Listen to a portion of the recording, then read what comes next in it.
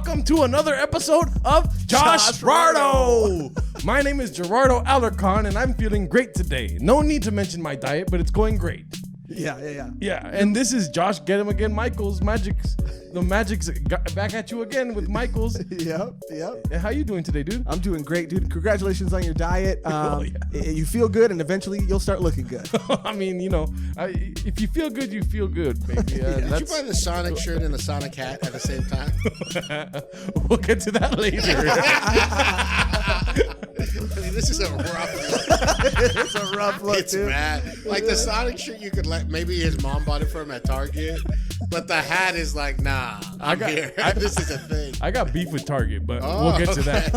And it has specifically to do with Sonic. But Oh, I know what it is. our guest needs no introduction. He's the king of Covina. He is the king of Chatterbox. And, a really good comic, stuff like that. Yeah. He's got 2 podcast mail games. Three, yeah. Who's your guy? Let me guess the third one. It's Views from the Views Vista. from the Vista. Oh, the most popular one of the I'm gonna 3. start a 4th one soon. What? Okay, he's a podcast machine. Yeah. And without further ado, let's make some noise for Steve Hernandez. Great to be here. Miss you guys. Love you guys. Should we be transparent with our Yeah, audience yeah, and let them know that we recorded this intro Dude, you once guys already? we had like a fire 6-minute intro. It really was gonna start cooking, and Gerardo just forgot to press record. They counted us in though. Dude, well, like I said, Steve Hernandez is a big get for us, so I'm very nervous. I wore my best outfit today. Maybe you're nervous too because of all the beef, all the call outs, and now he's sitting here and it's like, oh wow, that's scary. Yeah, you guys talk about me every episode. Sometimes you talk about me being old. You never make any fat jokes, right? No, that's for him, dude. Come That's on, reverse. yeah. We're not that lowbrow. Yeah. Yeah. But yeah, old. You guys call me out for being old a lot. It's true. I'm old. Yeah. I'm 42 years old. I'm going to start talking about it. I always knew that I was going to blow up when I was 45. That's the real. I've got a dad pastor's energy. So to me, yeah, Hollywood doesn't like that I'm this old, but everybody else in America is going to love it. So I feel like people do like that you're that old though. I don't know. Maybe. That's sort of that you know better than I know. Yeah, dude. I mean, I like that you're that old. I like it a lot. And you're like, well, he's 42 and he doesn't have much, but it doesn't seem that bad. No, you make 42 look great. Dude, I know, man. I really do think kids just really takes you down. Having kids destroys you. Because I haven't had kids up until the quarantine.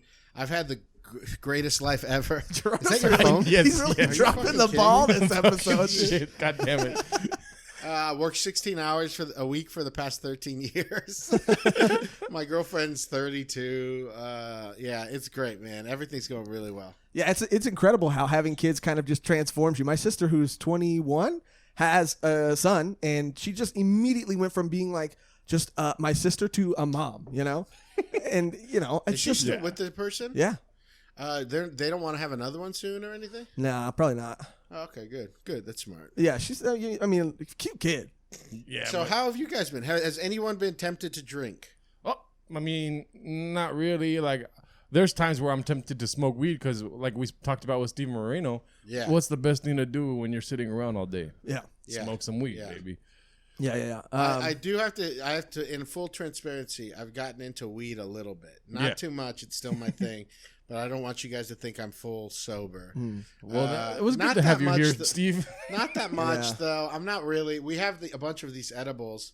I ate too much of this one. I took the wrong dose. Julia usually cuts it. And I was like, I don't have anything to do for the rest of the day. And I mean, I'm telling you, I do this once every 3 weeks. Yeah. And I took the wrong dose, and it was 2:00 p.m. Julia was at work. And then around 3:30 kicked in, and I was so high, I just laid on the living room floor and started tossing and turning and closing my eyes and reaching out to the sky and shit, truly so high. And Julia got home at 5:30, and she was like, "What's wrong?" I was like, "I'm too high." And she's like, "It's okay." She just came and sat by me. That was nice. To be fully transparent, in the first week of quarantine, I did DMT. Oh, good. I mean, you don't think that's an issue for you, though, right? No, it's really scary if you think you're going to do it every day. Yeah. Yeah. Did you do it? No, I haven't done. I'm the only one who's remained fucking sober during this quarantine. It seems. I don't think psychedelics or anything. And if I felt, and granted, we all have addict minds and shit, so this could be my way. But I've never been a weed person. Yeah. I really generally don't like it. Sometimes I do it, And then every time when I'm doing, like if I'll do it, I'm like, why am I doing this? Or I just get sleepy and I fall asleep. Yep. But it doesn't do anything for me really. But how was DMT? Oh, it was terrible. But I mean, like, it was a great experience. But I just realized that I didn't need to do it when I was doing it. Yeah. When you were on it, you realized you didn't. Where did you do it at? Right here under the stairs. And you watched him? Yeah, and I was gonna say that's the most fucked up part about the whole thing is watching him, someone who's gone through sobriety, kind of with you. Yeah. Just there's that moment where the person is kind of like you can tell they're not there really, all there. Yeah. It was like hard to watch. Dude. So were you when he told you I'm going to do it? Were you concerned for him? No, not really, because I mean he's a grown ass man who has done it before, and you know. So you smoked it. Mm-hmm. And then you just like, what did you see? What was your experience? What I did was I smoked it right when I started feeling the feeling. I realized what it was again, and I was like, oh, I'm good off this. So I put it down, and then I just had this fucking crazy trip out on the ceiling where I just saw like the geometric patterns and shit. So I didn't really have break any, like, through. Spiritual revelations or anything? Well, the only one that I did have was that I'm fine with how everything is. The first time I did it, I needed a lot of help with the shit fucking in my mind. Yeah. And it had helped me with that. But now it was like, dude, I'm perfectly fine with how I am. I don't need this experience again. So I stopped, and then I came to the kitchen to get LaCroix, and Josh and Cody were very scared. Well, yeah, our other friend, who I don't think had ever been around anybody in that situation before, didn't know how to handle it. Didn't know whether he should be there. What time was it? It was like 8 o'clock at night. Yeah, it was like. nighttime. Okay. But yeah, he didn't know if he should be there or if being there was going to make it worse. So he was kind of like, you know, back and forth, and that was annoying. And Gerardo was like, leave me alone. I'm high right now. Or yeah. I'm relapsing right now. Leave me alone. I just said, what are you guys doing? Because I can see in my peripheral them going like, looking like interested, like what's happening? And it was just like a loop in my mind when it was happening. There's, out of all the times, I think I've been too high, maybe twice. And the first time that happened, I really was like, oh, I don't like this feeling anymore. It was like being drunk. Obviously, it wasn't the same. For me, the reason why I don't drink is because I black out. And I'll never drink again because I'll black out again and I'll hurt people either with my words or my actions. But the weed, I don't do that. But it's still, I don't like feeling inebriated. Yeah. I don't like being in control and not be. Which is funny because we all used to love being out of control and fucked up. But it's been so long. It's been over a year and a half for me. It's like, oh, and like, you know, I'm just laying on the ground. Even though both times when I'm high, it's just me and Julia. Yeah. And so nothing bad's going to happen. But also I was like, I do not like this feeling. So yeah, it's good being sober, I guess. Yeah. I don't know if you know about this, but in AA, there's something called marijuana maintenance, which is kind of frowned down upon. But also it is a thing that people claim to do where they just like, I just wanted to get stoned a couple times. And if it helps, whatever, right? If it helps you, it helps you. But all of it is, I mean, you know, all that 12-step stuff, it's just like church or religion is like, you got to take what works for you and then leave the other stuff down. Exactly, yeah. But yeah, if smoking weed once a year fucking helps you not drink, because, I mean, drinking is terrible. Yeah. I think it's a blight. Neil Brennan was talking about that in some podcast I heard recently, where he said it was just a blight on... It's like the worst thing. Half the crimes, half rapes, all this stuff happen when people are drunk. It's just like the worst thing that's ever happened to us. We're never going to get rid of it because it's too part of like the fabric of humanity. But drinking is like terrible, and it's really bad for people like us. So yeah, especially us. Especially us, dude. Before you know it, you're drinking out of your car, peeing in bottles, and accidentally drinking the one with urine. Can you imagine? All your shit is so sad, Josh. Bro, when we had Brendan Cooney on the podcast, he was telling Gerardo, he's like, Gerardo, you could probably drink again, but Josh, you should never touch alcohol again. You're like, I'm fine living in my car. Like that. That is the saddest, weird. But that's obviously just your disease when you're like, it's cool living in my car, baby. And it didn't even occur to me that it was a problem. That's the weird part. Yeah. I knew I was just talking to someone about this. For the last year and a half or 2 years for me, I like knew I need to stop drinking. I just really couldn't anymore. So, but I'm so glad I'm happy now. I don't know how I would have. It would have been, it would have been so gross in quarantine drinking. Yeah. I mean, just pounding alone or in your house or doing reckless shit, meeting up with people, those dumb house parties you hear about, where it's just fucking losers, like Orange County open micers and shit. Dude. Yeah, preach, baby. I don't even know, but I know that's going on. You don't right? even have to know; it's just happening. How would I know about an Orange County open mic shit? But I know that those are the same guys doing those secret mics and stuff. Huh? Oh my god, dude! Those are the same people doing those parking lot mics, those secret mics, those. I think you almost went to one, right? No. I haven't gone to any mics. But let's not leave out the Riverside comics. You know those guys are getting fucking twisted too. Yeah. Riverside, you don't count Riverside in with OC? You know better than me. I don't know. No, I mean you guys are on the ground. I'm like next level. You know, I'm hobnobbing over here with Johnny Pemberton and Blair Saki. You know? Right. Ever since his fucking tweets started blowing up.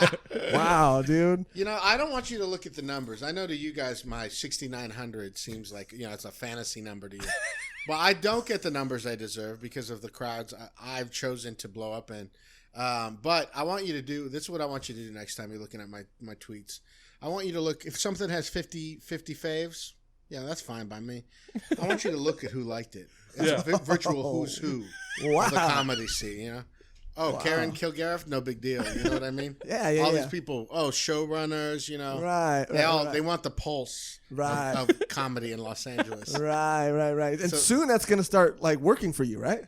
Yeah, I am. I mean, truly. I worry about this. But I was hanging out with a bunch of my TV writing friends, and someone was like, Steve, when are you going to write a pilot so we can give you a job? And I was like, all right. I mean, now that we're in this thing, writing TV never like appealed to me. It just doesn't. I like the romanticism of stand-up, but now that stand-up's gone, it's like, okay, I think we're fucked truly for at least another year. Yeah, like stand-up, like Chatterbox Comedy Night, back inside everything. That's going to be like a year and a half, 2022 January. I really believe that. And we might do some outdoor shows and shit like that. But I mean, if you want to get cooking, we're talking things back to normal 2022.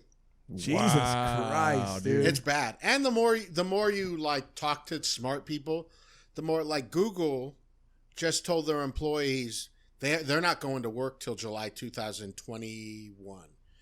So they just kept putting it up. So they're saying a year from now is when you're going to have to be able to come, when you're going to be able to come. I have friends that work for Google. Yeah. And they're like, we're not working in the office till right now, July 2021. So those are the smartest people in the world, people that don't let their kids use the phones and shit, that they're like, we created this to make it drugs for you fucking piss ads. But our kids, they were not going to touch this shit because it's terrible for you. Those people said in 1 year. So Damn, Jesus dude. Christ. Well, when it comes to writing TV and stuff, you have some experience because we put out some Chatterbox sketches that were cult classics. I like to think, dude. Those sketches are good. We should put some up again. Our 10-year anniversary is this Saturday. Really? Yeah. I mean, you guys are going to put this up in September, but August 10th August 1st is the Chatterbox anniversary. How are you celebrating? I don't know. We might. I got to talk to Scott and Lisa and Julia. But Scott gets off of work at 8. Maybe we'll say just meet, man. I'll tell you guys if we do, but maybe we'll just meet in the Chatterbox parking lot. And I got a photographer I would hide too. Just take some fucking pictures in the parking lot of Chatterbox. That'd be great, dude. Yeah, dude. Yeah, it would be fun. I don't know if they can do that. If they can't, this is exclusive for your fans. Yeah. I have a question. Yeah. Have you been back to Chatterbox since March? I took a picture in the parking lot maybe 2 months in, but I haven't been inside. The idea of pouring a beer or even like putting the keys in the lock and going in and pressing the alarm. I thought about this the other day. It seems crazy to me. Going back to work seems crazy. Yeah. This whole thing is, I mean, you guys have been doing okay? You ever get sad? I mean, when we had, and we said this before on the podcast, when we had Daniel Cabral on, we chilled for like a couple hours in the living room, and we were just talking about stand-up, and it made me sad. That was the first time I missed it. Yeah. I've been getting sad more and more because I don't have a job or anything. So thank God for my podcast, but like once or twice a week, I'll just like fucking be like, this is sad. Yeah. This is fucked up. I can't believe this is happening. But also having this thing, the thing being the greatest podcast of all time, is awesome. Like, and you guys have each other, and that's good too. Like, I'm glad I have Julia too.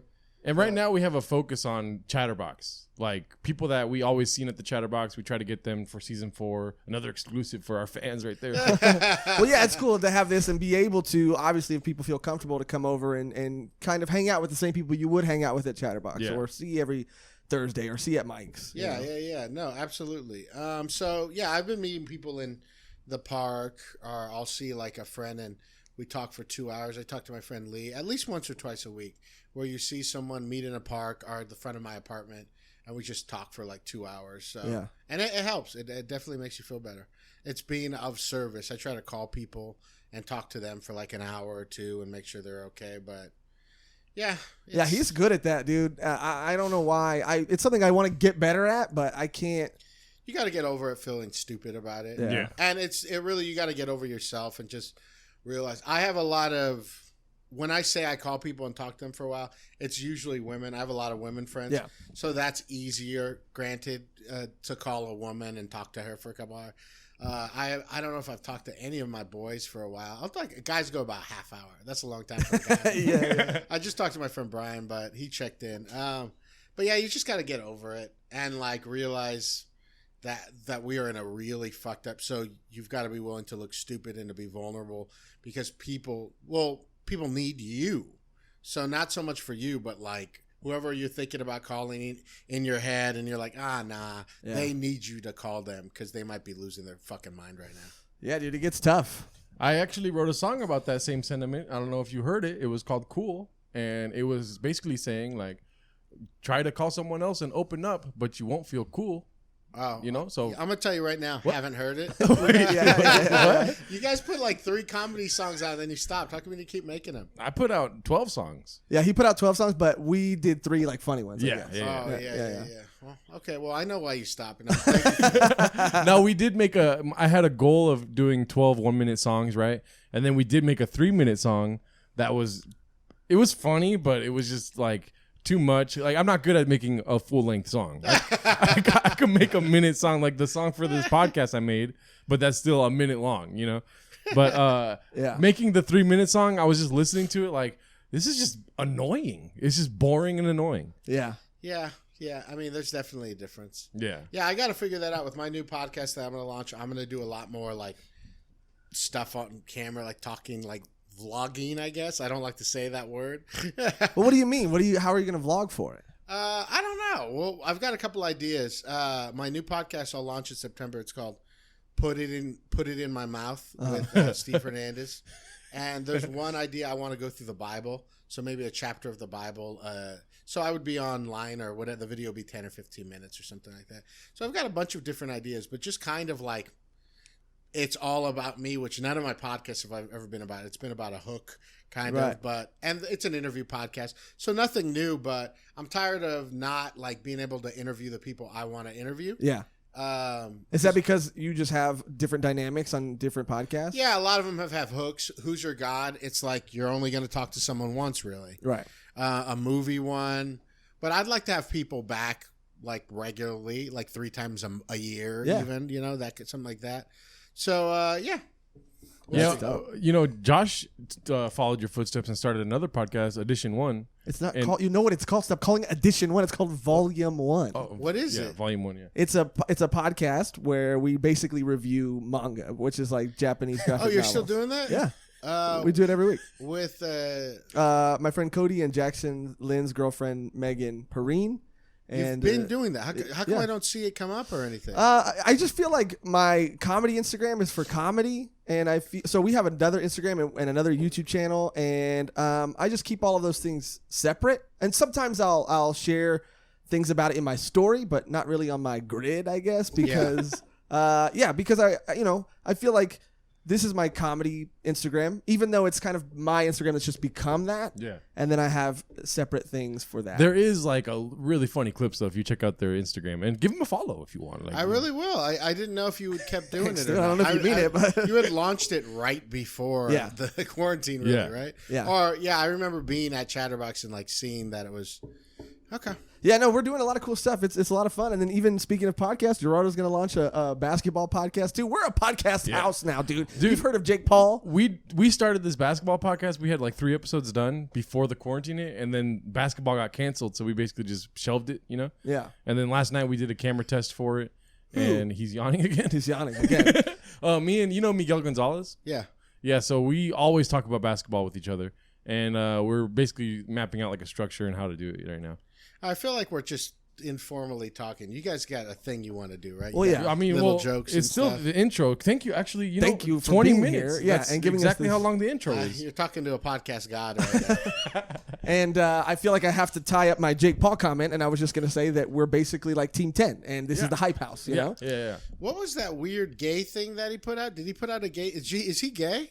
I don't know. I feel like if he is, it's for, I was going to say. Just for like for likes views. and Yeah, views and stuff. yeah. Yeah, he would definitely suck dick for views. Oh, 100%. 100%. But I never know what's going on. I'm telling you, man, I haven't had sex with a guy since I've been sober. I want to get railed so bad.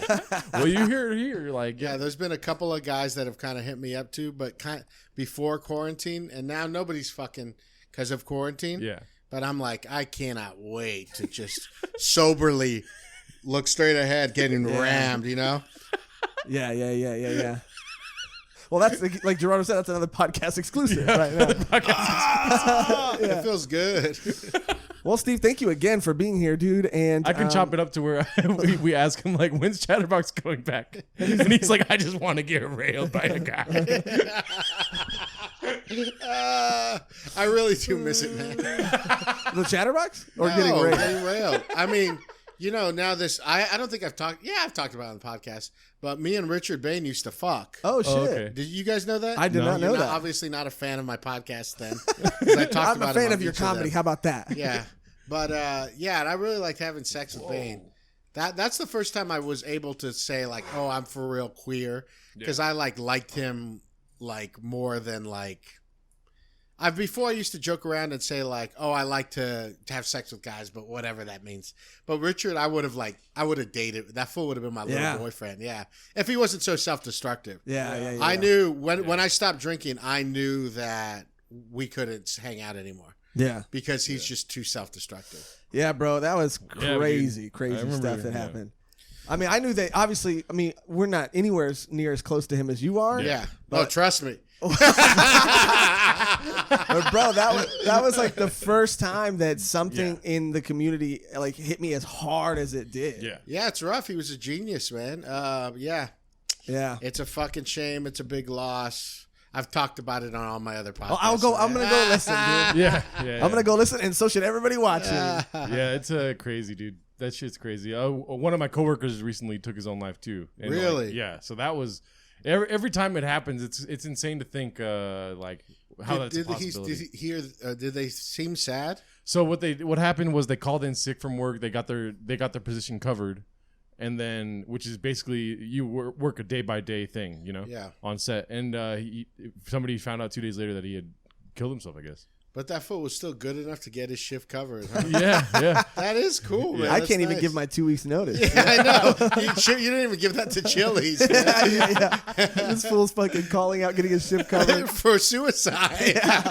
And if he couldn't, he might have just shown up to work. Yeah, I know. I know. He's like, I can't get it covered. Gonna have to wait for the weekend. Yeah. Gonna have to wait till my day off. That's a good guy. That's a great guy. All right, people. Yeah. Rest in peace, both Richard Bain and Will Slaughter. Yeah, dude. All right. Well, it's been a long intro, 25 minutes now, but now is the time to get into beef, dude. Yeah. What's your beef today, Steve? I'm gonna tell you this. I mean, I have so much beef with so many different things right now, but I've got beef with people who share things on Facebook without checking the source. Oh yeah. Oh yeah. I mean, can you believe this shit? Yeah. Or it's so funny. Not only is it like, I've never heard of this thing you're sharing before, the source, but I know a guy, there's a regular at the Chatterbox who's like an idiot Republican. All Republicans at this point in time are idiots. Yeah. There are a lot of conservative people who don't support what Republicans are doing right now, I respect you. They were like Republicans maybe 10 years ago. That's okay. Whatever's happening right now, you're a fucking idiot. Yeah. And if you're Mexican, which a lot of you are, you hate yourself. Most of the LAPD are Latinos. Yeah. And they're they're the worst ones. You fucking bootlickers, wannabe white motherfuckers. It's what it is. It's like a wannabe white. They want to be white. Yeah. Oh, no, they want to be American. And so American to them means white. Yeah, so they hate Mexicans, man. They're so fucking they're so pissed they're Mexican right now. You could find them at Stagecoach, you piece of shit bootlickers. But this motherfucker will, he'll share. He'll be like, why don't you check this article out? And it's straight up from like, it's like a cop publication. And he'll like share things like this. Yeah. So he shares things all the time, like from people who have obviously have things to gain from those things. Yeah. Now, don't get me wrong. I know the media they're mostly liberal people. That's true. 80% of the media is mostly liberal. But you need to understand when you're looking at information, you need to ask yourself, where is this information coming from? And what do these people have to benefit from this information? Yeah. So Wall Street Journal is a conservative publication, but they're not crazy. It's not Fox News. So when I'm watching Fox News, I know what the fuck they're trying to say. Yeah. They're terrible. They're monsters. Tucker Carlson especially is like the worst. But every now and then Fox News will put out a thing that's kind of like regular news. Sure. But I know when I'm looking at a Fox News thing that, they have an axe to grind with this. They're trying to accomplish this thing for Republicans. I know when I look at MSNBC, they're doing the same for liberal people. Yeah. Right. I don't consider myself a liberal person. I'm not stoked to be Democrat. I'm probably more of a leftist now. I think everybody should have health care. I think we should cut our fucking military spending in half and help homeless people and shit like that. So when I look at MSNBC stuff, I'm like, well, they're being a little crazy for liberal shit too. So don't take this shit with a grain of salt too. LA Times, they're a little liberal too. All of it. Right. But people, when they're looking at information, it's important right now that they understand that the people who are writing these oftentimes are biased and oftentimes are trying to accomplish things. The way you get the truth is by reading a couple of different news sources or a few and then synthesizing that information, understanding that it's somewhere in between. My argument against that is that because of algorithms and cookies and all this stuff that they collect, they're feeding you information that they know you'll agree with. So for that's why you have to part of being a good citizen in this country, and especially in this time, is seeking out those other voices. There are conservative people. There's people like Andrew Sullivan in the Times, who's a conservative gay guy. He's going to say crazy shit, but not as crazy as Fox News. So I know when I'm reading Andrew Sullivan, even that's when I listen to Joe Rogan. I listen to Joe Rogan still. I've got issues with Joe Rogan. I don't know why he has Ben Shapiro on. That's a fucking dumb, idiot shit thing to do. But Joe Rogan also has people on that you'll never hear anyone else who are conservative, who make good points. So when I listen to Joe Rogan, a lot of times he had a woman on who wrote a book about teen girls getting like caught up in being trans as a craze. Right there, when I hear that, I'm like, that's interesting, but it's a little problematic. But I want to listen to what they have to say. So he had her on, and she did bring up some interesting things. And then she would say some things, and I would go like, that's not right. Yeah. But I go to enough different news sources. Not that I'm saying this. I'm a dumbass. I'm a bartender. I mean, you're looking at two dumbasses right here. I'm a bartender, so I'm not saying I'm the smartest guy. I do read books, though. Yeah. What I'm saying is I understand what I'm listening to and where they're coming from, and I'm able to take what I like, and that sounds right to me. That sounds like it might be wrong. Oh, I need to understand what they mean when they say that. Yeah. And actually, Joe Rogan's actually pretty good at asking people good follow-up questions a lot of times like that. With the conservative people, I mean, I'm not going to get into Joe Rogan. I will say this. Inexplicably, and for no reason, I was sad when he announced he was moving to Texas. Well, yeah, right. That's crazy. Well, that's just because of the ramifications that could cause. They don't affect us at all. Not us. Not us directly. Maybe Steve, but not us. Oh yeah, maybe Steve. Not me really either. I mean, come on. I've never been a Comedy Store guy. There's a lot of things that have happened in the quarantine that has kind of like made me be like, oh, okay. Well, I just don't have. It's almost made me. I don't know. I'm sure it's the same for you guys too. Is everybody has a script that they kind of write for themselves, and everybody like tells a story about themselves and how their life is, how it's going. This has kind of disrupted that whole thing where you're like, oh, maybe my life isn't going to go that way, and also maybe it doesn't have to go that way. Maybe there's some things I don't like and some people I don't like and that I've been putting up with, and where it's like, I don't want to do that anymore. 100%. Yeah. I feel that 100%. Yeah. Dude. Like even Comedy Store was always like that with me. I like a lot of the door guys at the Comedy Store. And I'd always see friends and people I don't really see that often when I would go to the mic. But ultimately, Adam was a fucking idiot. He's the guy who chooses the thing. He's always shuffling his papers and looking at that shit. They don't bump up the people who are the funniest people. Yeah. And that's their prerogative. I'm not mad at them for doing that. It's also like a slog. There's a ton of supply and demand. There's a ton of supply.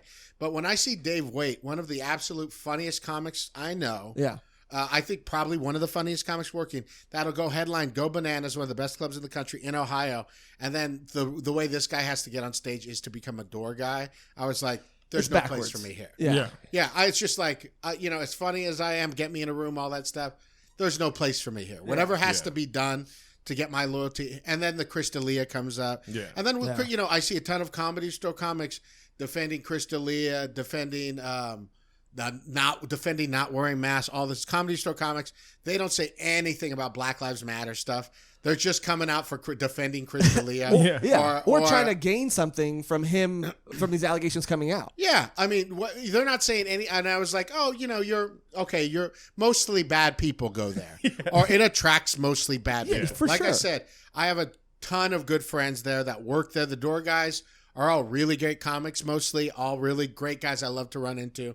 But there's a lot of attitude or something that we all know that destinations, that places have an energy, that you attract a certain thing. So to me, because of this, I'm like, I don't have to go to the Comedy Store anymore. Comedy Store is just not for me.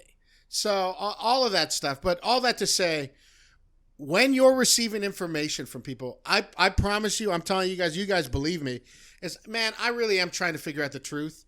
I'm not trying to defend cops or being a liberal or any of that fucking shit. I don't have any agenda to win. When I used to be a pastor, it always had to come back to that the Bible was the inerrant word of God. So you had to be like, okay, but no matter what, the Bible's the inerrant word of God. I'll never do that again for the rest of my fucking life. I'll never be like, oh, but this thing or this person, I worship them. I have to defend this. I don't give a fuck. The only reason why I hate cops is because I woke up because of the pandemic and because we all know about all the tons of little shitty things cops do.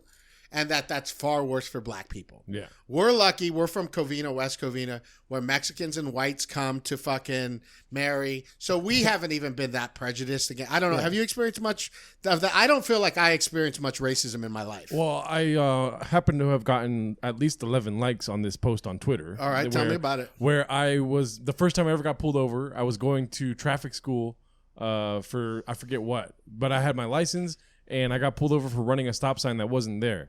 And then I parked in a parking lot, right? And the cop came up to me with his gun drawn and had his gun at me, and I was like crying. I was 16 years old. I was like, "What the fuck is happening?" And then he was like, "This is the day you become a man." He said that? Yeah, Officer Olivo from the Ontario Police Department. Damn. What? Dropping Did you names, get a ticket or anything? Yeah, I got a ticket for running a stop sign that wasn't there. And he pulled a fucking gun on you. Yeah. Because the engine was running. I didn't know you had to turn off your engine when the cop pulls you over. Oh, my God. Well, I don't think you do. I mean, that's just tic-tac. That's why we know cops are pieces of shit. Yeah. And, I have two stories. I don't really have...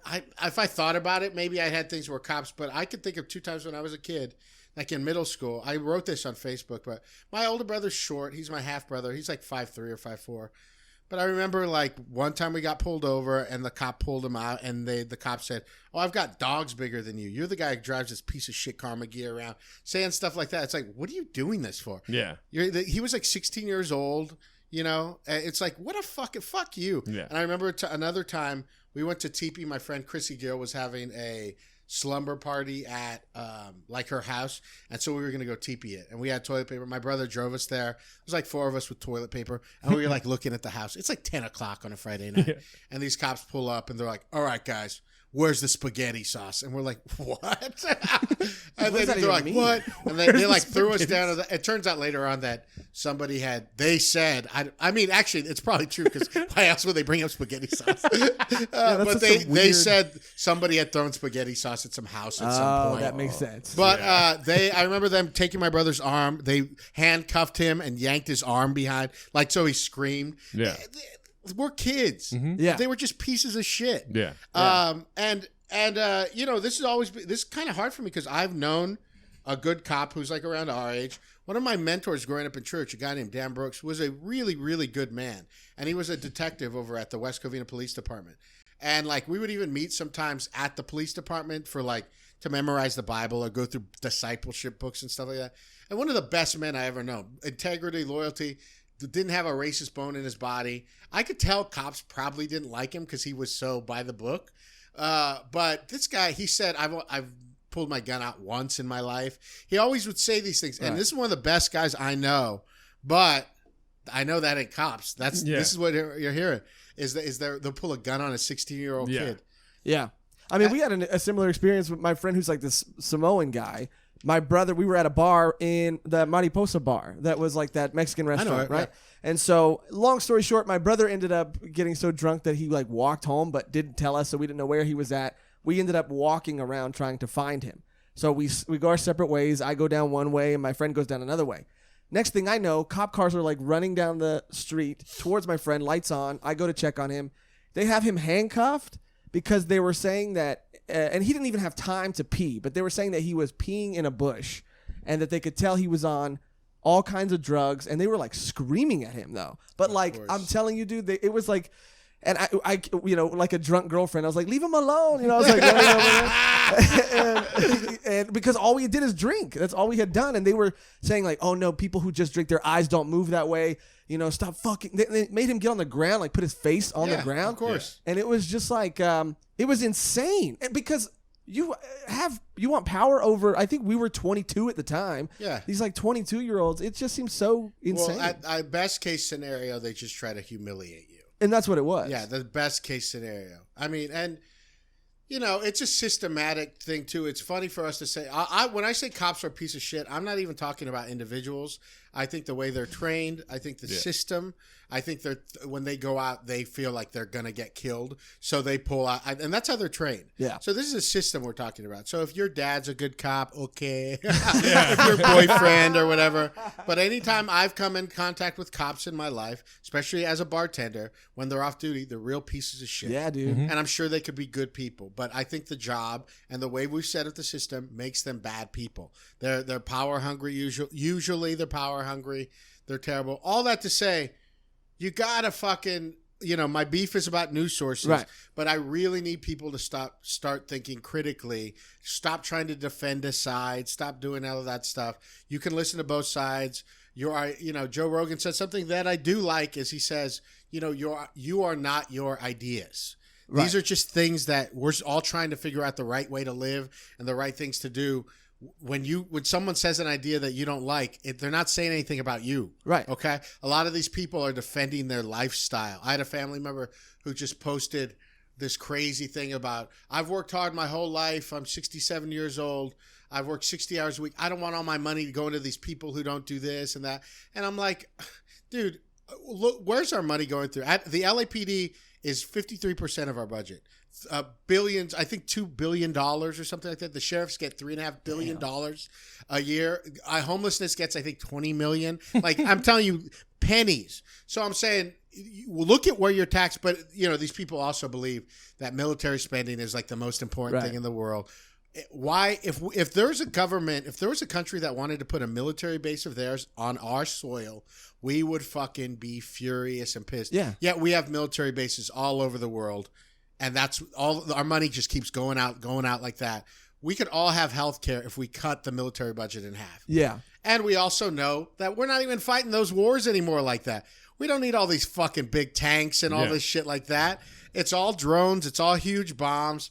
Give me a fucking break. But the same people who hate our tax money going to a homeless person are people who are have mental problems, have no problem just spending billions of dollars on Apache helicopters and shit. What do you do when you like? How do you combat it, or what do you do when you see someone in your timeline or on your feed that posts something that you know is clearly not necessarily the wrong opinion, but from a source that's not reputable? Like, what as a bartender and as a pastor and stuff, I really believe you'll never see me speak disrespectfully to anybody online, and so people don't really speak disrespectfully to me. Also, I think the internet's kind of evil about these kind of things. I don't argue. Yeah, no, yeah, for real. Yeah, I think it's generally not true. People are really coming, defending a position, and they want to attack. People rarely want to learn online. So you guys have a podcast. I think it's great. So people that want to listen to you will listen to your podcast where you could talk about these things. And when the quarantine's over, if you see people in real life, you could talk about these things too. I try to go to protest every week now. I live out in LA proper, so it's easier for me. There's ways to write and do things. This all has to do with being a good citizen.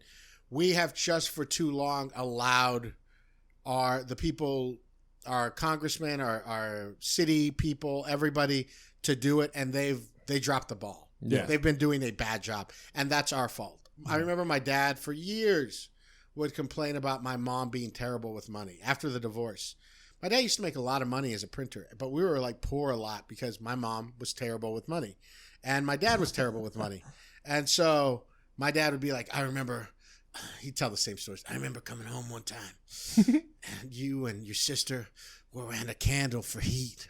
And I asked your mother, Diana, I give you money, and the bill just was not paid. And I always told him, Dad, why didn't you take over the bills? Why didn't you take over that thing? Yeah. And that's where we as a country, we need to take over the bills. Yeah. They are Congress people, our city people, all of them. So this is our job now. You guys, everyone out there, your challenge, figure out who your representatives are, know their name, write it down on a piece of paper, and email them. This sounds crazy. I know. I never did it before. Right, no, because we've talked about it before, like something about it sounds lame or corny, or I don't know what it is. But well, I think it also that it might not, it feels like it doesn't do anything. That too. That's what I think it is more than feeling like you're not cool to do it. I think not for me, but I think there is an element of that sometimes. It's like this rebellious spirit that I mean, I've always had this like, and it's never benefited me ever.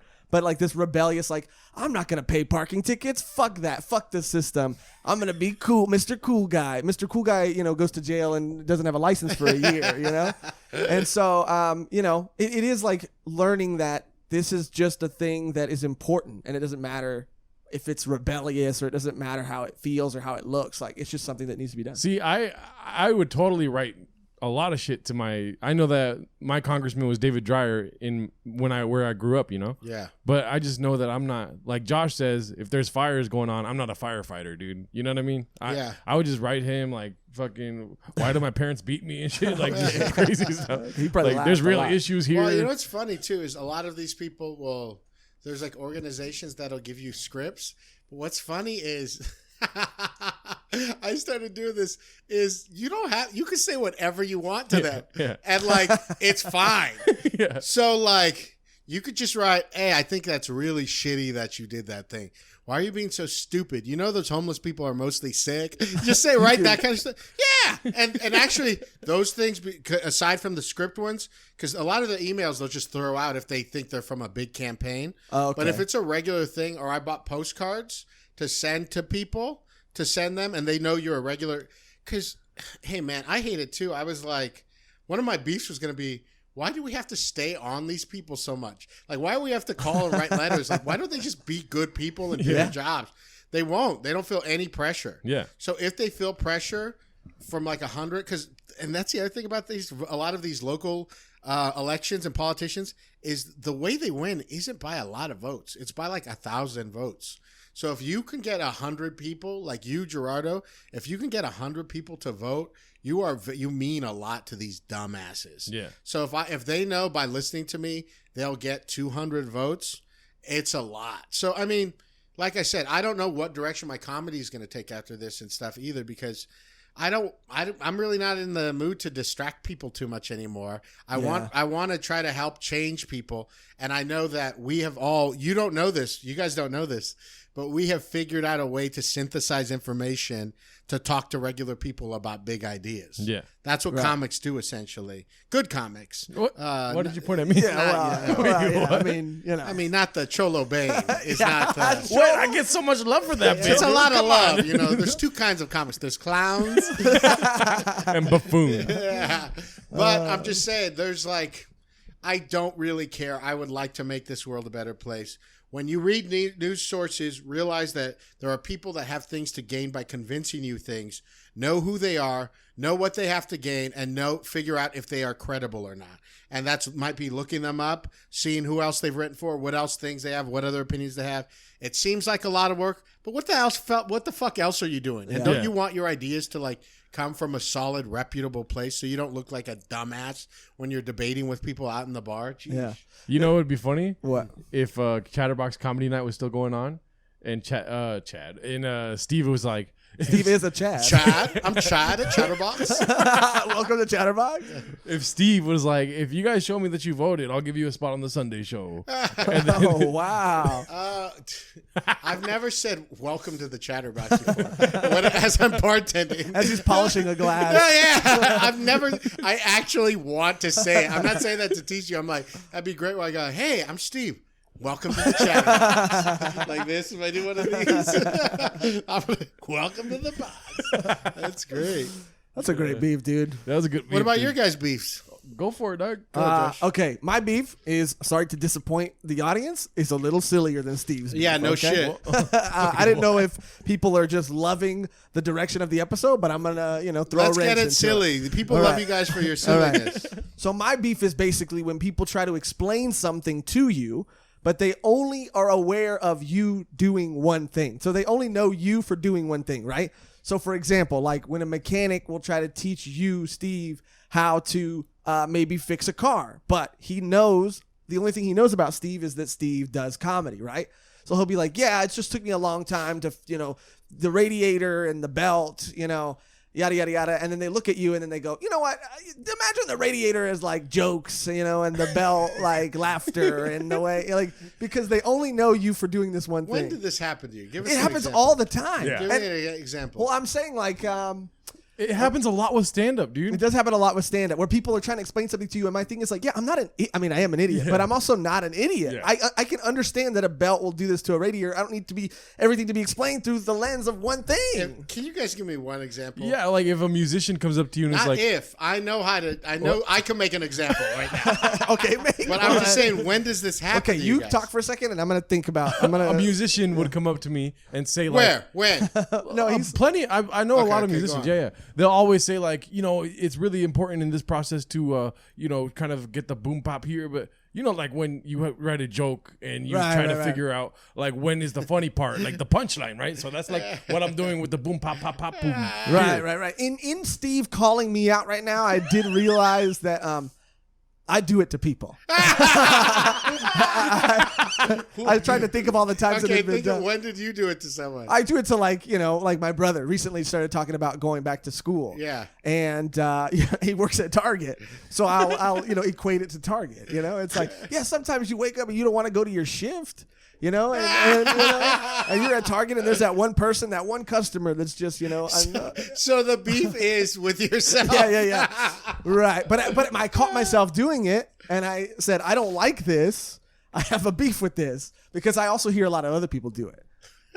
But I did realize that I, in fact, do it a lot because it's also a cheap way to make you sound like you know what you're talking about. A lot of people do it on Joe Rogan when they're talking to him about whatever like biophysical thing. I'm not smart, But those examples usually help, like me. Yeah, but well, they oversimplify things too. But sometimes like. it's cringy though, dude. My thing is just like, this is your beef. This is really the thing you have beef with. Yeah, I have a beef. People need to. I would say give me more credit. Okay, I can't speak for everybody, but I know how things work, and they don't need to be compared. To I have other beef if you want to hear other beef, but I'll let Gerardo go. What? I'll keep hitting you until you Don't agree you think with. that was a weak ass beef? Okay, now I'm scared of saying my beef. Oh dude. yeah, that wait was till you weak. hear his beef. Listen, I know you guys got to do a lot of these. And shit. I mean, that's one of the problems with. I'm pretty good about on Male Gaze. At the end, we do a section called Horned Up, where we have to talk about something we're excited about. Be a TV show, could be a movie, could be a food or whatever. I usually have a TV show or a book or something like that, but this past week I was like struggling. Yeah. And so I thought of something I did, and it was de-stem cilantro and put it in a big container. I saw that on your story. Oh yeah, but I was grabbing for straws. Well, that's not what this is. I did see that, and I was like, what does this have to do with male gaze? Yeah, dude? but I do like doing that. I love cilantro. I really fuck with cilantro a lot. But picking it out, and it gets bad pretty quick. Yeah. So I figured out that if you get 2 big bushels and you de-stem it, so it takes about a half hour maybe. Mm-hmm. Also a podcast. And I cook with a lot of garlic too, so I do the same thing. I de-peel all the garlic. And I'll de-stem it, put it in a big bowl. So I have a big bowl of cilantro. So instead of lettuce on a sandwich or something, I'll take it, boom, just slam it on like that. Yeah. So I love cilantro. It's a little spicier than regular lettuce.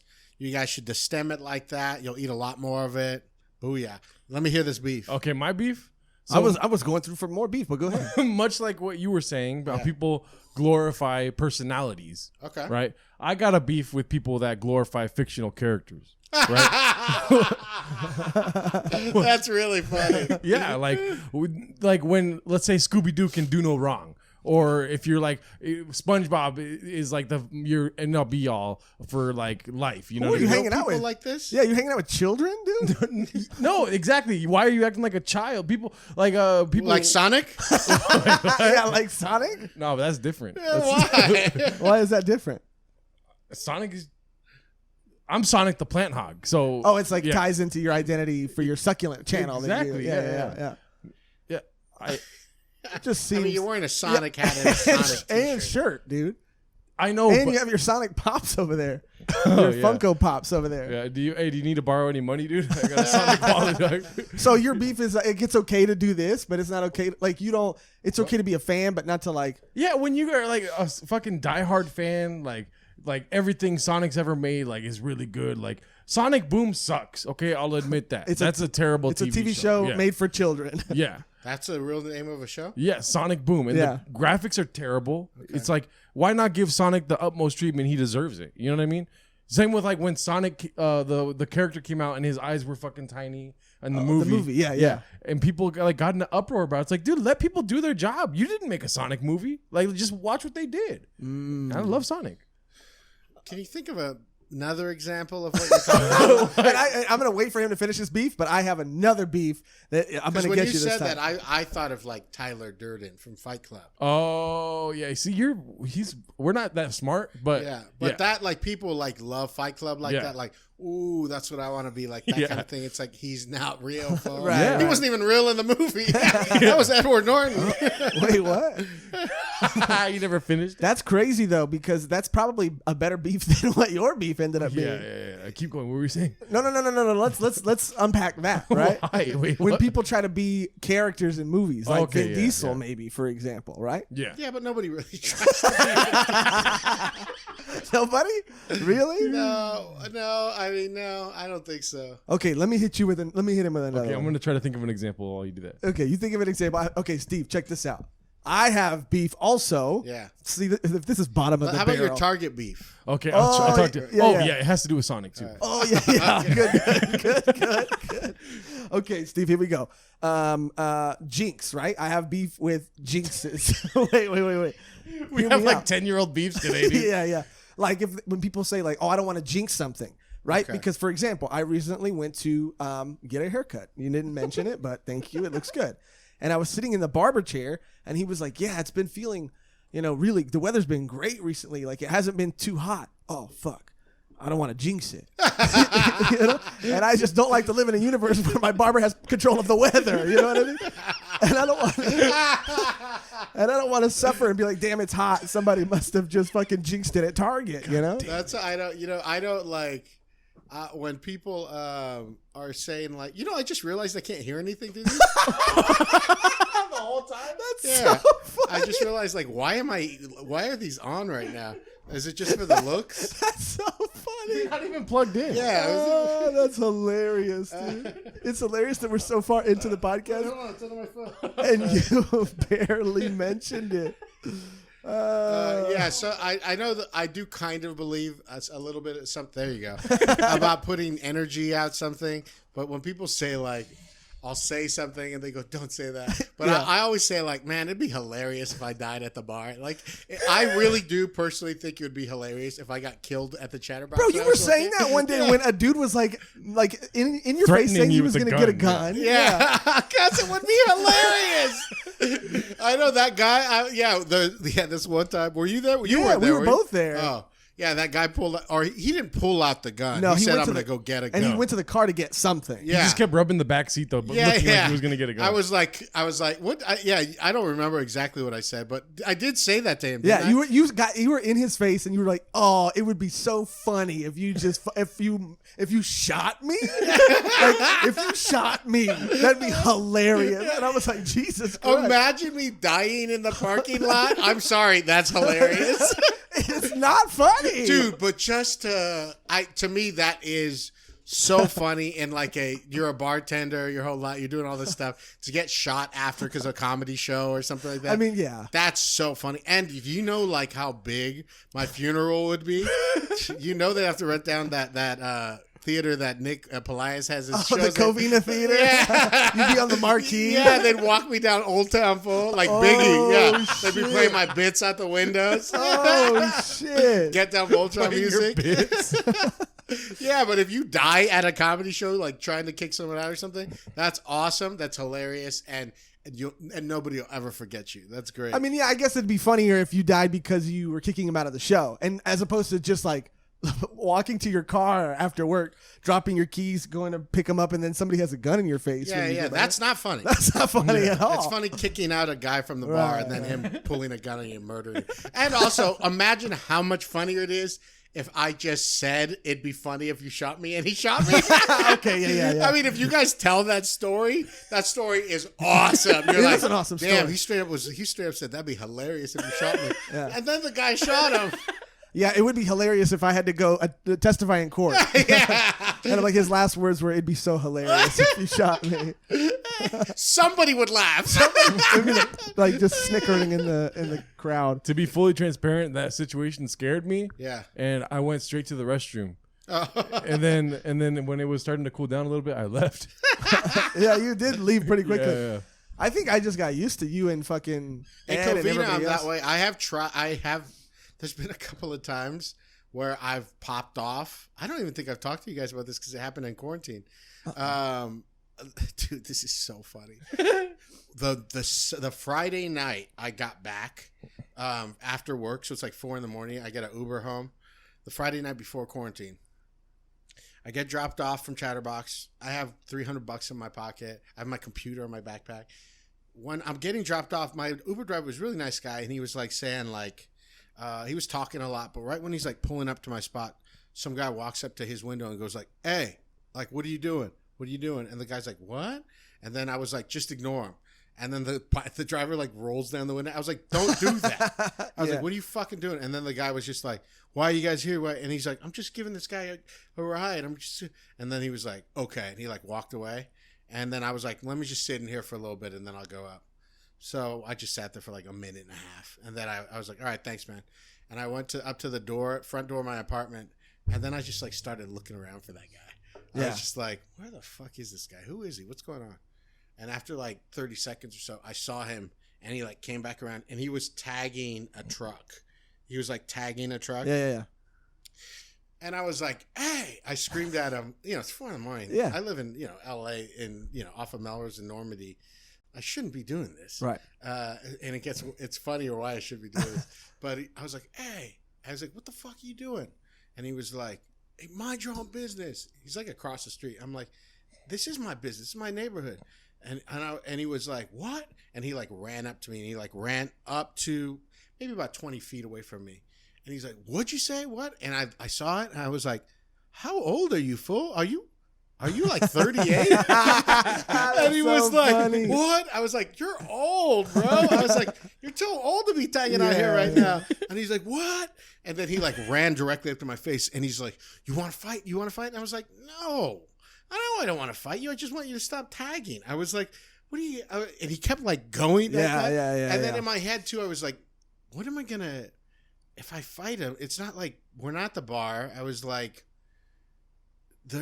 I was like, would I just have to keep hitting him until he like? I was just like working it out of my mind. I just hadn't been in that position. Because you get a certain attitude. If you want to be a good bartender at a place like the Chatterbox, you kind of have to know when you have to kick it into full gear because you're just mostly going to scare them.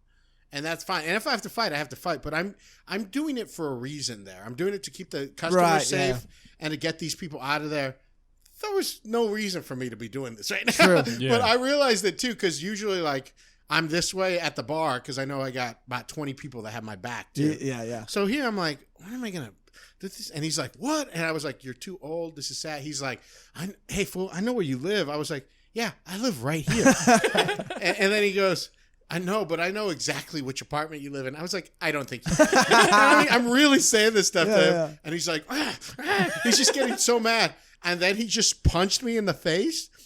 But it like so didn't hurt that I just started laughing hysterically, and I just started laughing. I was like, "That's all you got?" And he ran away, and then I was like running after him, and he got into like a nice Escalade. And then I just started screaming at him, "You have a car?" I was like, "What the fuck is wrong? You have a car?" And I'm like laughing, like, "What is wrong with you?" And he just like drove away, and then afterwards I was like, what the fuck was I thinking? Yeah, but also, who was that guy, dude? I mean, he was just an old cholo. Like, he's got kids at home. You know what I mean? Yeah. And he just was like, I want to feel alive for once. You know what I mean? Quarantine's got me feeling cooped up. It was before quarantine. Oh, it was right before. Right. But he's like, I want to feel alive. Remember when I used to run with my fools like that? It was really a guy like that. Yeah. But, when afterwards, I was like, I had my computer and my thing. I had $300 cash in my pocket. Damn, dude. I was like, I would have been I was an idiot thing to do. I mean, I don't know. I had to get like reacclimated. I've never had road rage ever. And obviously I didn't drive for a long time. Yeah. And when I started driving again, I don't know why or where this came from, but I just get more angry than I've ever got. And so the other day I was at Target. Maybe we could circle back to your Target beef. And some dude just kind of cut me off in the parking lot. No big deal. Yeah. Like, I don't think really either of us did anything that wrong. It was just, it happens. And I fully put my car in park in the middle of the parking lot, got out of my car, and started walking up to his car. And then halfway there, I was like, what am I doing? I popped off too. I don't want to tell the whole story because I just told another long story. But I do think that has to do with quarantine. Maybe. I think we're not used to being around people anymore. And so, like, our body's like a full 10 when we're out. Oh, yeah. Like, totally afraid. And even if you're not consciously aware of it, just as animals, we're just not acclimated. And I think a lot of people are going to come out of this thing with, like, a form of, like, PTSD, too, because we're just so fucked up. There's people who are, you guys have yourself, you're able to work some still, or you shut down right now? Oh, no, I work a lot. Yeah. So you see people like that kind of stuff. It really helps, but there's people who are just by themselves. Yeah. And that's like fucking with us. We are not supposed to be by ourselves. You're right, dude, because it might be you're just used to being by yourself. And when you go out, like I went out to a different store and just there wasn't a lot of people, but I just felt anxiety. I was like, I just want to kind of go back to my cave in a sense. Like, yeah, it's weird. And maybe that's what it is. I felt like cooped up and I just wanted to fucking let go. I wanted to roar. I wanted to rage, wanted to rage. We're at an hour, right? Yep. Wow, dude! Why? How do you do that? Wait, he's got a Target beef though. I got a Target beef. Oh, okay, go on. We have okay. How about this? He's gonna do his Target beef, and then we're gonna play our little game really quick game, and then we'll get out. I'm not worried about the time. I just know what these things feel like. Oh, okay. Oh, yeah. What it feels good, right? Yeah, it's a good. That's why I'm such a good lover, guys, because I'm fucking aware of what's happening. It doesn't have to do with my own dick. Are you kidding? Oh, wow. Wow. I bet it's okay though. It's better than okay. Anyway, so. Sorry to talk about Sonic so much, but at Target, right, they have a lot of stuff there, and they have a lot of advertised stuff. True, yeah. Okay, I'm with you. They advertise a lot of stuff also, and they advertise a lot of graphic tees. Right? Yeah, they do. But so when I go to Target and I see something advertised, I'm like, okay, where is that so I can purchase it? Right. I would really like that shirt. Right. Right. Now, they have also movies advertised, right? And when I see something advertised, I think to myself, like, that's awesome. I would love to purchase that. Why would right? I guarantee you this is all Sonic stuff. Yeah. And also, why would you have those things up if you don't have the product? Thank you. Okay. Yeah. And the only thing that you guys can fucking put one and one together, right? There was a Sonic T-shirt. It's Sonic the movie. Yeah, they were advertising Sonic the movie on all of the fucking Little end caps at the turnstile, like registers. end caps. Yeah. Man, you're good. On the register, they had 4K Sonic. Okay, where is it? Can't find it. I'm here on a Monday. I know you guys resupply on Sunday night. Why is there no Sonic end cap movies? Even in your movie section, there's no 4K Sonic. And on the graphic tee section, there's a graphic tee with Sonic, a pink shirt, which I would really like. Can't find it anywhere else. It's probably only here at Target. Psych, it's not here. Right. The only thing they sell for Sonic is a fucking lunchbox, and I was really close to buying that too. Yeah. Did you ask someone about it?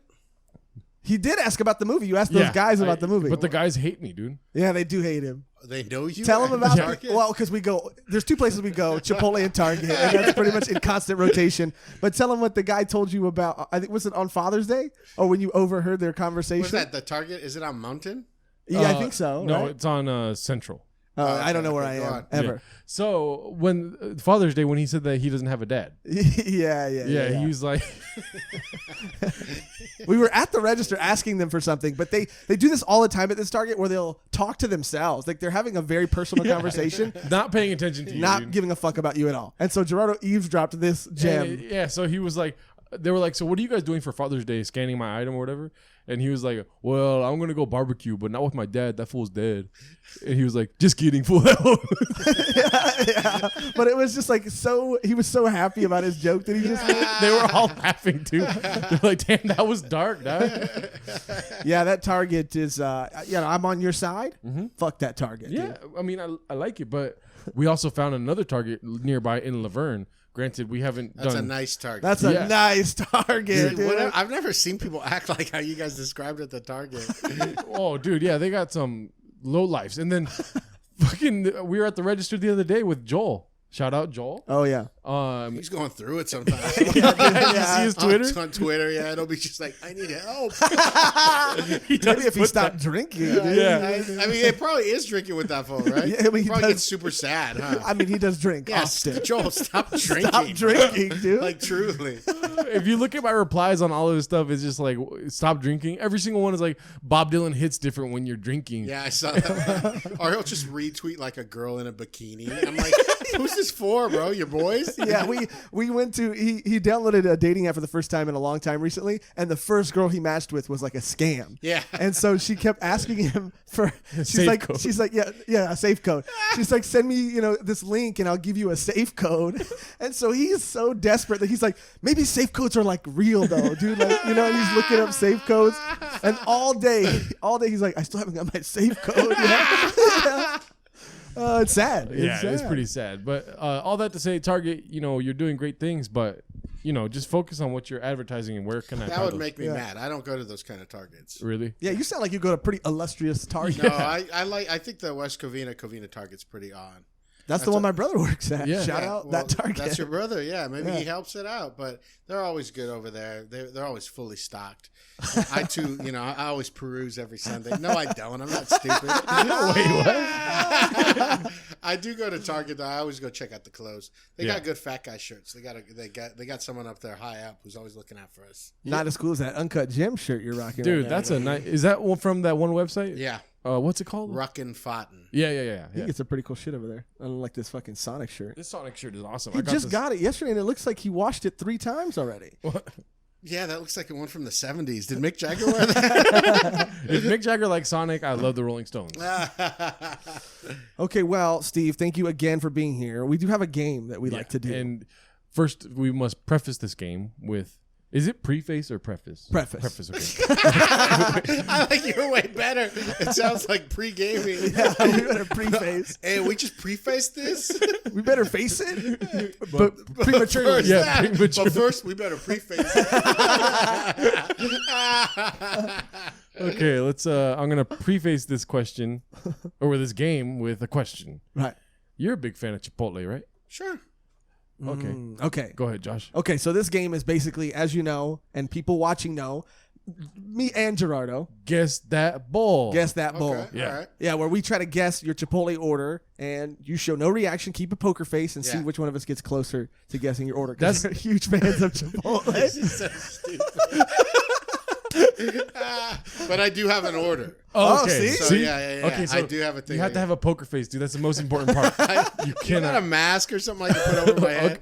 Yeah. I really don't think. I don't think I could do even that blanket. I'll just put over my head. I don't want to say brown rice and you start drooling and that's your tell. You know? No, I'm gonna laugh. Okay, you can laugh. No, I'll put my shirt. I'll just put my shirt over. Okay. Yeah. Okay. And so, Josh, you cannot lead the witness again, dude. But I go first this time. How did I lead the witness? Wait a minute. Is it okay if do you guys need to see my face? No. This is funny. All right. Let me guess first. Okay, go.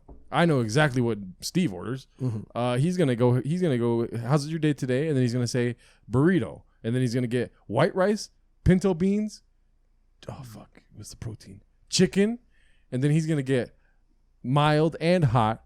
And he's gonna get sour cream and cheese and corn on that bitch and guac. And then because he wants to get all the food. Okay. And then he's gonna tip nicely afterwards too. Okay. My guess is I've never seen Steve not eat something with his hands. So he's going to get a burrito. For sure he's going to get a burrito. Yeah. And he's going to get brown rice. You always go brown rice. Yeah, he's going to get brown rice. But he's going to get chicken. For sure chicken. No beans? No. He's going to get black beans. And he's going to get chicken. And then he's going to get the pico de gallo. He's going to get that. And then he's going to get cheese, sour cream, guac, corn. And he might even throw in those little peppers. You can't say might. Okay, he will throw those in. Okay. All right. I guess because you were so wrong that Josh is closer, but you guys are both wrong. What is it? What's that bowl? Salad. Oh. What? Yeah. Shit. Curveball. Yeah. Curveball. Salad. See, what you guys got to remember, even though I'm super fat, it's never like that thing. Remember I told you I just had 2 burgers for breakfast? It's like that. That's why I'm fat. Yesterday, I accidentally ate a bag of chips throughout the day. Oh, shit. With like a thing of a whole container of sour. This isn't like the usual.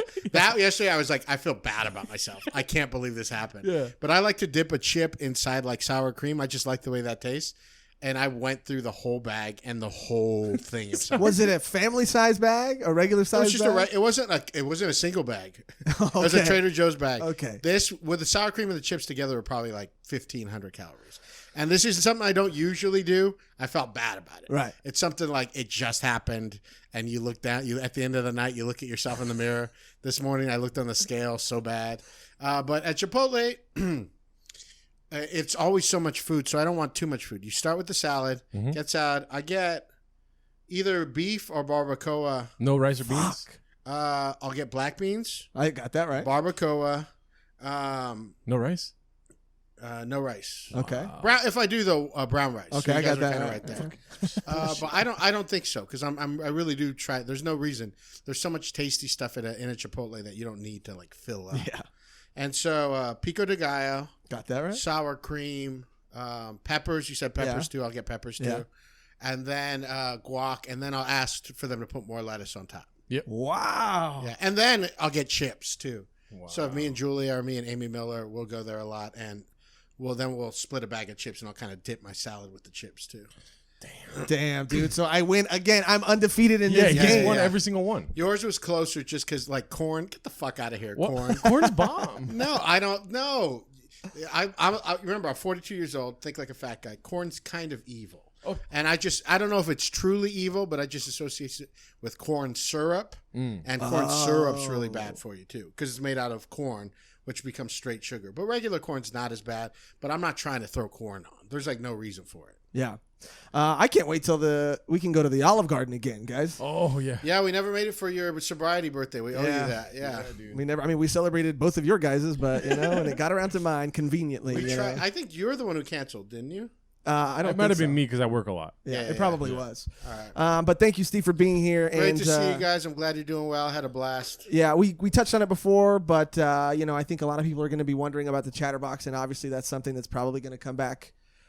You said possibly 2020. When does the Chatterbox come back, dude? Yeah. I think the Chatterbox will be shut down until the new year. That's my personal bet. I think that's probably the best thing for us too. I want to work. I'm not trying to. Like I said, I'm sad being at home all the time.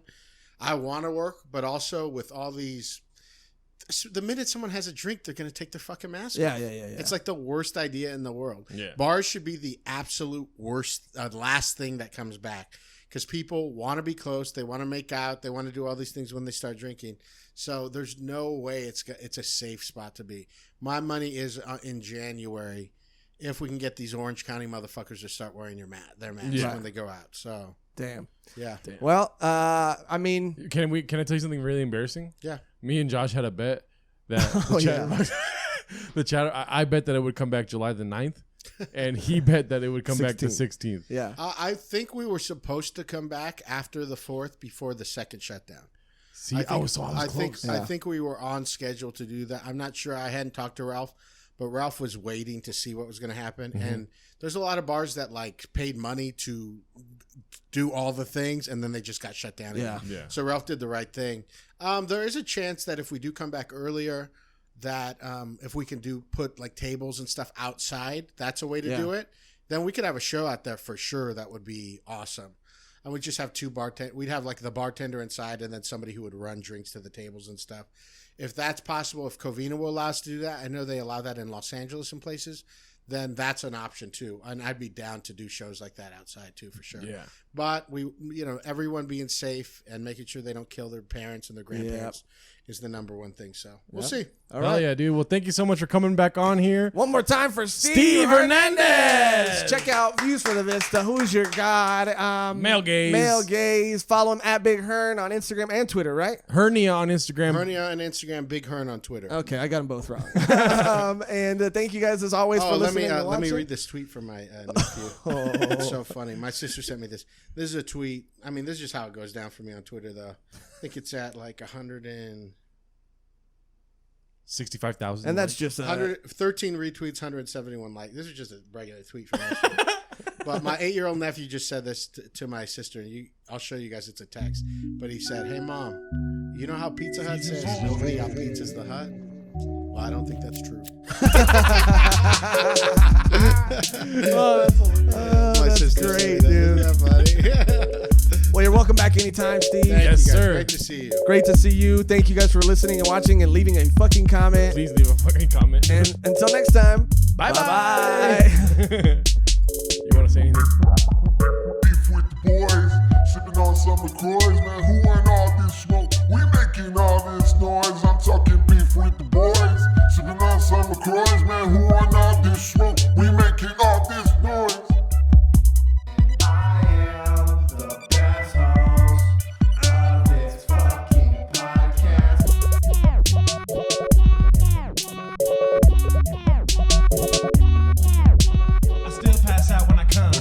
Podcast still number one.